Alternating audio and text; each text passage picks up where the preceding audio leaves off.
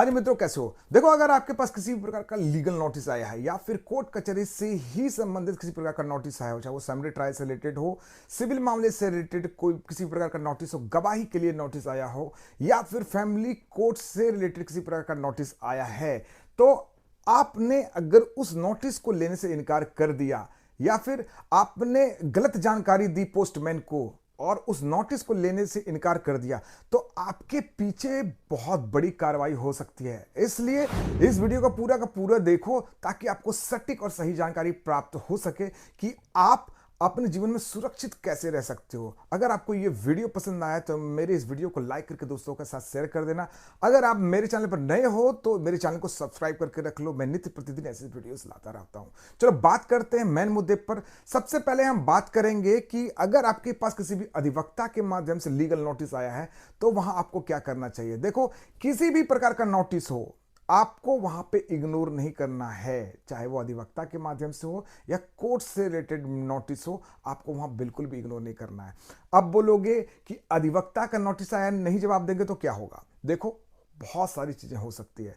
आपके विरुद्ध अगर किसी ने नोटिस किया है तो उसके पीछे बहुत बड़ा रीजन हो सकता है, चाहे तो गलत मामले में ही क्यों ना हो। अगर आपने नोटिस लेने से इनकार कर दिया तो आपको उस चीज की जानकारी प्राप्त नहीं होगी, चाहे वो फिर चेक बाउंस से रिलेटेड मैटर हो, किसी फ्रॉड से रिलेटेड मैटर हो या फिर मनी ग्रैबिंग का मैटर हो या फिर किसी भी प्रकार का अगर आपके पास लीगल नोटिस आया है तो सबसे पहले आपको उस नोटिस को रिसीव करना है ताकि आपको उस केस की जानकारी प्राप्त हो सके।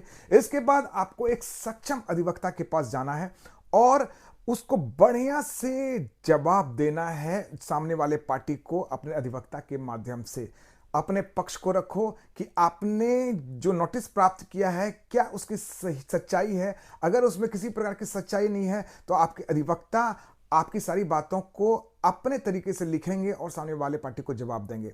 अगर किसी भी कारणवश अगर आपने उस नोटिस को लेने से इनकार कर दिया तो आपके साथ क्या हो सकता है, इस चीज को भी जान लो। देखो, अगर आपने नोटिस लेने से इनकार कर लिया, सबसे पहले तो आपको उस मुद्दे के बारे में पता ही नहीं चलेगा कि किस मुद्दे में वो नोटिस आया है, और आपने अगर उस मुद्दे से रिलेटेड किसी प्रकार की जानकारी प्राप्त नहीं की है तो वहां क्या हो सकता है कि अगर सामने वाले पार्टी ने आपके ऊपर केस मुकदमा कर दिया तो आप अपने पक्ष को जो है मजबूती से अपने कोर्ट में नहीं रख सकते हो। वहां क्या होगा, सामने वाला पार्टी उसी चीज का फायदा उठा के अपने पक्ष को मजबूत करेगा और आपके खिलाफ एडवर्स ऑर्डर भी पास हो सकता है। देखो, कोर्ट ये समझती है कि सामने वाले पार्टी ने नोटिस भेजा था लेकिन दूसरी पार्टी ने उसका जवाब नहीं दिया, इसका मतलब कहीं ना कहीं कुछ तो मामला है जिसके कारण उसने उस चीज का जवाब नहीं दिया। इसलिए उस प्रक्रियाओं से बचने के लिए और किसी भी एडवर्स ऑर्डर से बचने के लिए आपको सबसे पहले नोटिस को रिसीव करना है और रिसीव करने के बाद अच्छे तरीके से जवाब देना है। उसी प्रकार से अगर किसी न्यायालय से नोटिस आता है, चाहे फैमिली ट्रायल में हो, सिविल मामले में हो, फैमिली कोर्ट से रिलेटेड मैटर हो, अगर न्यायालय से नोटिस आता है तो वहां भी आपको बिल्कुल भी इग्नोर नहीं करना चाहिए। देखो, कोर्ट कचहरी का मामला बहुत ज्यादा सेंसिटिव होता है। एक जरा सा भी चूक आपके जीवन को बर्बाद कर सकती है। बहुत सारे लोग इस चीज को इग्नोर कर देते हैं और कभी कभी डर के मारे इग्नोर कर देते हैं, भाई कोर्ट से नोटिस आ गया अब हम क्या करें। लेकिन वो इस चीज को समझते नहीं है कि कोर्ट ने अगर आपको नोटिस किया है तो उसके पीछे कहीं ना कहीं बहुत बड़ा रीजन हो सकता है। मान लो कि क्रिमिनल मामले में आपके ऊपर किसी प्रकार का नोटिस आया है तो वहां क्या हो सकता है, आपने नोटिस रिसीव नहीं किया तो अभी तो बीडब्ल्यू आपके पक्ष में इशू हुआ है, बाद में एनबीडब्ल्यू इशू हो जाएगा, नॉन अवेलेबल वारंट इशू हो जाएगा, फिर 82 की प्रक्रिया चलाई जाएगी।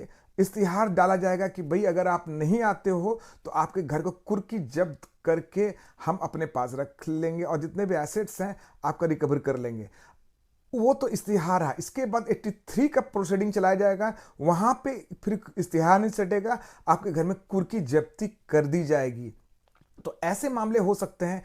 देखो, बहुत सारे मामले होते हैं क्रिमिनल में, चाहे तो फ्रॉड का मामला हो, चेक बाउंस से रिलेटेड मामला हो या फिर और भी बहुत सारे कई मामले होते हैं जहां पे कोर्ट के नोटिस को आपको इग्नोर नहीं करना चाहिए और आपको नोटिस रिसीव करके आपका अपना पक्ष अपने अधिवक्ता के माध्यम से कोर्ट में जरूर रखना चाहिए। अगर आपके पास किसी भी प्रकार का वारंट आया है तो वहां तो किसी भी हालत में आपको इग्नोर नहीं करना है, आपको कोर्ट में जाकर सबसे पहले बेल लेना है।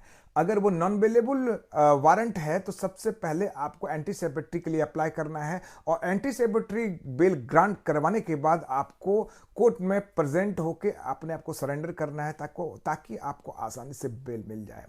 तो इस चीज को जरूर ध्यान में रखो। वैसे ही अगर किसी फैमिली मैटर में आपके पास कोर्ट से नोटिस आया है, चाहे वो लड़की के ही पास क्यों ना हो, अगर लड़के ने सेक्शन 9 का केस कर दिया विदागिरी का और लड़की ने कोर्ट का नोटिस लेने से इनकार कर दिया, तो लड़की के विरुद्ध एडवर्स ऑर्डर पास हो जाएगा।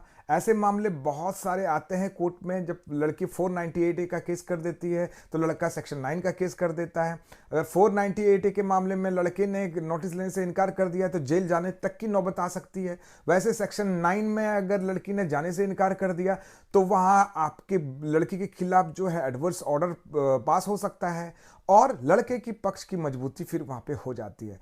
और वहीं अगर डाइवोर्स से रिलेटेड किसी प्रकार का मामला है और वहां पे किसी भी कंटेस्टेड डाइवोर्स से नोटिस आया है, किसी भी कंटेस्टेड डाइवोर्स के मामले में आपके पास नोटिस आया है, तो वहां पे भी आपको इग्नोर नहीं करना है, वरना चाहे वो पति हो या पत्नी हो उसके पक्ष में वो डिग्री पास हो जाएगी और आप घर बैठे रह जाओगे और डाइवोर्स हो जाएगा। तो ऐसी परिस्थितियों से बचने के लिए सबसे पहले आप कोर्ट के नोटिस को रिसीव करो और उसका अच्छे तरीके से कोर्ट में जवाब दो, और आपको हर डेट में वहां पे प्रेजेंट होना चाहिए और अपने केस पर ध्यान देना चाहिए। देखो, आज के डेट में किसी भी केस मुकदमे की जानकारी घर बैठे ही प्राप्त कर सकते हो और वो बहुत ही आसान है। ई कोर्ट सर्विसेज नाम का एक ऐप है और उस ऐप को डाउनलोड करने के बाद आपको सिर्फ स्टेट और डिस्ट्रिक्ट सेलेक्ट करना है और आपका जो डिस्ट्रिक्ट में कोर्ट पड़ता है उससे संबंधित मामला आप अपने मोबाइल पर ही प्राप्त कर सकते हो। पार्टी का नाम डाल के, केस नंबर डाल के, केस का नेचर डाल के आसानी से प्राप्त कर सकते हो और एक बहुत ही आसान प्रक्रिया है। इसलिए आप अपने केस को ध्यान में रखने के लिए आपको वो ऐप भी डाउनलोड करके रखना चाहिए ताकि आपको अपने केस के स्टेटस की जानकारी प्राप्त हो सके। अगर आपके पास किसी भी प्रकार का नोटिस आता है तो सबसे पहले उस ऐप में जाके देखो कि आपके पीछे किस प्रकार की कार्रवाई हो रही है, क्योंकि उस ऐप में सटीक जानकारी मिलती है कि अभी केस का स्टेटस क्या है। इसलिए आपको यहां पे नोटिस को बिल्कुल भी इग्नोर नहीं करना है अगर आप भविष्य में सुरक्षित रहना चाहते हो। आशा करता हूं आपको ये वीडियो पसंद आया होगा। अगर आपको ये वीडियो पसंद आया तो मेरे चैनल को सब्सक्राइब करके दोस्तों के साथ शेयर करो। तब तक के लिए जय भारत, जय हिंद।